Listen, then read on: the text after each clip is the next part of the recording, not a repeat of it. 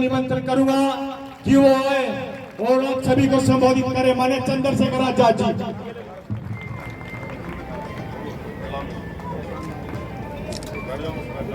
साथी बैठ जाए, बाकी साथी पीछे बैठ जाए, वहां से सभी साथी बैठ जाए। जय भीम। मैं सबसे पहले तो आप सबका बहुत बहुत धन्यवाद करता हूं, और धन्यवाद भी इसलिए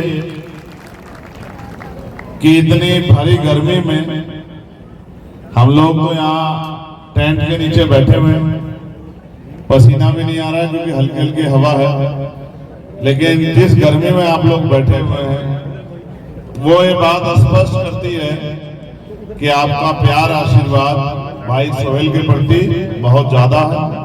और मेरा विश्वास है कि जिसको प्यार करने वाले इतने लोग होते हैं वो कभी हिम्मत नहीं हार सकता, वो कभी अकेला नहीं पड़ सकता, और फिर उसको आगे बढ़ने से भी कोई रोक नहीं सकता। मैं अपनी बात को शुरू करते हुए सभी धर्मों में जन्मे सभी संतों, गुरुओं और महान पुरुषों को नमन करता हूं। और आज यहां सनोरा विधानसभा में अपनी बात को और आगे बढ़ाते हुए डॉक्टर बाबा साहब अम्बेडकर, मान्यवर साहब श्री काशीराम, मान्यवर दीनभाना वाल्मीकि, संत राम प्रजापति, बाबू जगदेव प्रसाद कुशवाहा, जननायक कपूरी ठाकुर और जननायक ताऊ देवीलाल जी को भी नमन करता हूं। इतनी बड़ी संख्या में आपने यहां पहुंचकर जो आशीर्वाद देने का काम भाई सोहेल को किया है, मैं भी इनके साथ गांव-गांव तक पहुंचा था। गांव में जिस तरह का प्यार आपने दिया है उससे यह स्पष्ट होता है कि आप यहां परिवर्तन चाहते हैं।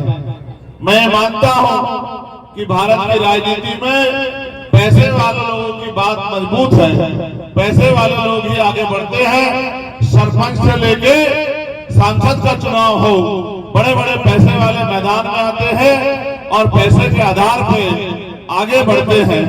जबकि बाबा साहब अम्बेडकर ने तो, जब आप बाबा साहब अम्बेडकर को सुनोगे, उन्होंने तो ये कहा था कि वन मैन शो नहीं है, एक आदमी के नाम पे चुनाव नहीं होता है, अलग अलग हलके बना के, अलग अलग क्षेत्र बना के ये सुनिश्चित किया जाता है कि हर विधानसभा से, हर हलके से शानदार उम्मीदवार जीत के आए, जो अपने कर्म से, जो अपने संघर्ष से, जो अपनी निष्ठा से, जो अपने संकल्प से उस क्षेत्र को आगे बढ़ाने का काम करे। क्योंकि पैसे आधारित राजनीति पे अगर पैसे वाले लोग ही आगे बढ़ते रहेंगे तो कोई गरीब का बेटा आगे बढ़ के नहीं जाएगा, और जब कोई गरीब का बेटा आगे बढ़ के नहीं जाएगा तो मुझे नहीं लगता कि गरीबों के हकों की कोई बात होगी। इसका उदाहरण भी आपको बताता हूं। मैंने पार्लियामेंट में 29 जुलाई को ये मांग उठाई थी कि न्यूनतम वेतन 700 रुपए होना चाहिए। जो लोग कर्मचारी हैं, मनरेगा में काम करते हैं, महिलाएं जो हमारी वर्कर हैं, उनको 300-400 रुपए काम करने का मिलता है। तो इस अमाउंट को 300-400 रुपए में गरीबों का बहुत भला नहीं होता है, इसलिए ये अमाउंट बढ़ के, पैसा बढ़ के दैनिक मजदूरी 700 रुपए होनी चाहिए। मेरे आवाज उठाने के बाद लंबे समय तक सरकार इग्नोर करती रही। फिर जब 11 तारीख को हमने बड़ा आंदोलन किया, उसके बाद सरकार ने जो है आपकी मांग को माना और आज न्यूनतम वेतन 783 रुपए घोषित हो गया है। अब मेहनत करने वाले आदमी को दैनिक मजदूरी 783 रुपए मिलेगी। ये तभी संभव हुआ जब मुझे आप लोगों ने आशीर्वाद देकर लोकसभा में भेजने का काम किया।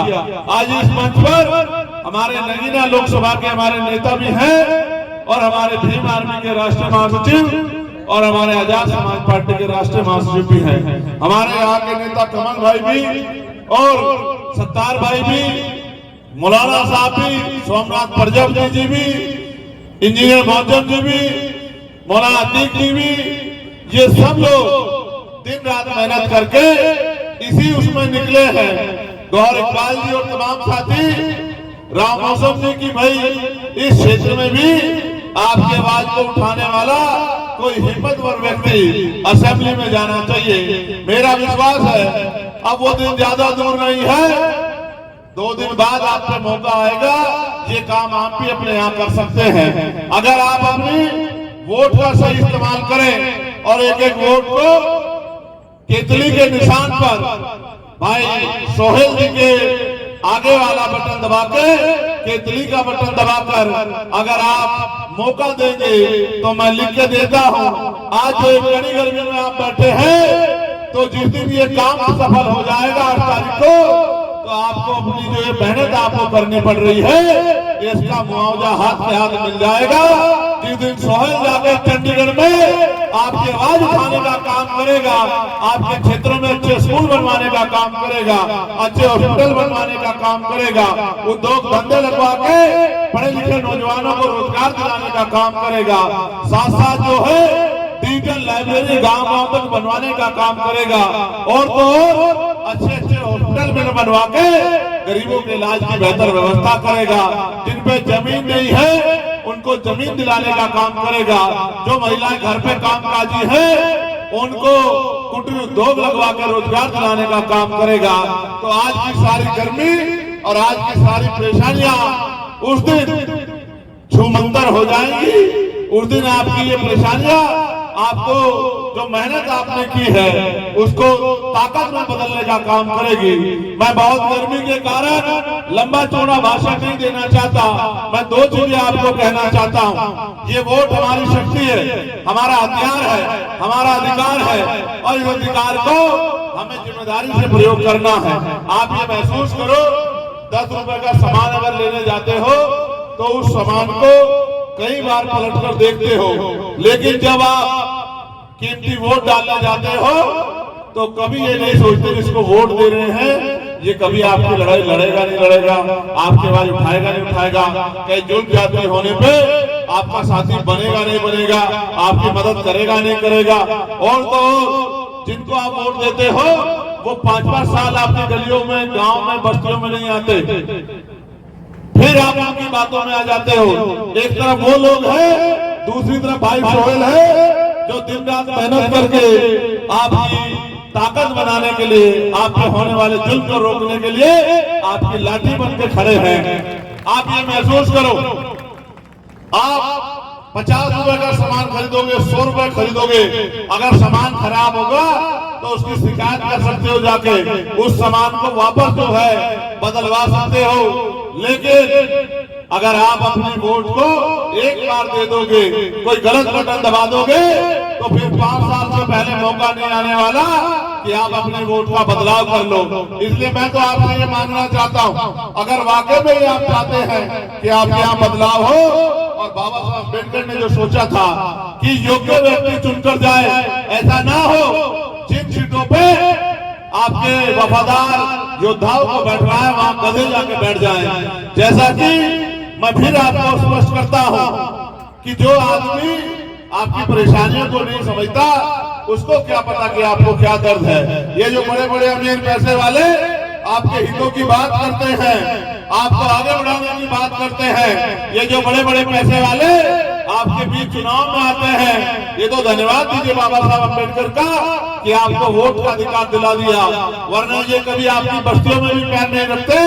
आज तो आपको दादी, चाची, बुआ, माँ, भाई, भतीजा पता नहीं क्या क्या बातें कहते हैं, आज तो दिखावा करते हैं, लेकिन चुनाव के बाद 5 साल नहीं दिखते। इसलिए मैं आपको कहना चाहता हूँ, बहुत सोच समझ के फैसला लेना है अपने क्षेत्र की तरक्की के लिए, अपने 5 साल के भविष्य के लिए, अपने बच्चों के भविष्य के लिए। और इसी उम्मीद से आपको कह रहा हूँ कि ज्यादा कुछ नहीं करना, आगे 1 दिन का समय बाकी है, अपने अपने बूथ को तैयार कर लेना।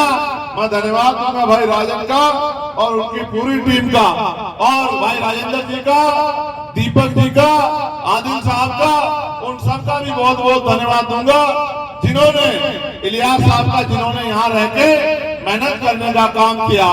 मेरा ये विश्वास है कि अगर आपने बूथ अपने मजबूत कर लिए और अपने अपने बूथ जिता के भेज दिए तो जिस तरह से ये हवा चल के आपकी गर्मी सूखने का काम हो रहा है, उसी तरह से आपकी परेशानियों के खत्म होने का काम भी हो जाएगा।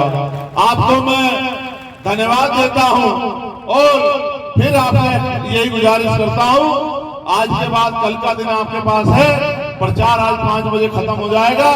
अपने अपने बूथ की जिम्मेदारी उठा के अपने अपने बूथ पर ज्यादा से ज्यादा वोट पोल करना और भाई सोहेल जी को केतली के निशान पर वोट करके आपकी ताकत बनाने का काम करना। ये वो शख्स है जिसने आपके लिए जेलें काटी, लाठियां खाई, मुसीबतें झेली, इसने आपको साबित कर दिया है।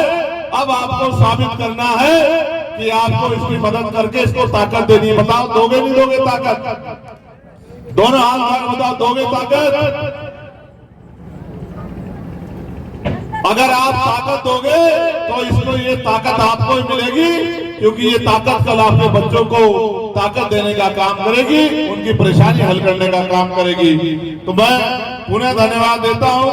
और रादौर में जो आपके रिश्तेदार रहते हो, रादौर में मेरे छोटे भाई जो हैं मनदीप टोपरा जी चुनाव लड़ रहे हैं, मैं उनके लिए भी आपसे वोट की अपील करता हूं। दोनों बहादुर सिपाही हैं, दोनों समाज के सच्चे सेवक हैं, दोनों सेवा भाव से काम कर रहे हैं। ये तो अमीरों का काम था, अब तो गरीबों के बच्चे भी मैदान में आ गए हैं, पैसा कमाने के लिए नहीं, आपकी सेवा करने के लिए। इसलिए मैं चाहता हूं कि आप इनको सेवा करने का मौका दो। और यमुनानगर में भाई इंतजार अली जी हमारे प्रत्याशी है, मैं उनके लिए भी आपसे वोट की अपील करता हूं कि यहाँ यमुनानगर में जो आपके 2 साथी रिश्तेदार रहते हो, उनसे आप आग्रह करना कि वो वोट की ताकत से इसको आगे बढ़ाए।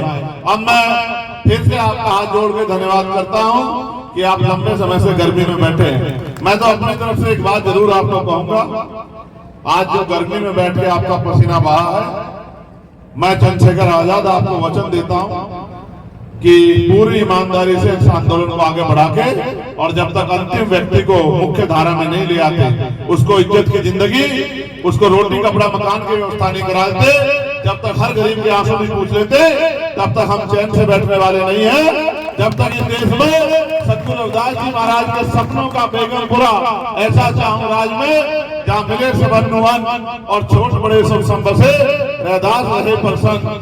जब तक ऐसा राज नहीं आता जहां किसी को खाने के लिए अन्न की, तन ढकने के लिए कपड़े की, सर ढकने के लिए छत की और पीने के लिए पानी की पूरी व्यवस्था ना हो जाए, जिस राज्य में ना किसी पे चोरी हो, किसी के यहाँ ना कहीं डाका पड़े, ना किसी की हत्या, ना किसी बहन बेटी का अपमान हो, ना कोई बहुत ऊंचा हो, ना कोई नीचा हो, सब लोग बराबर हो।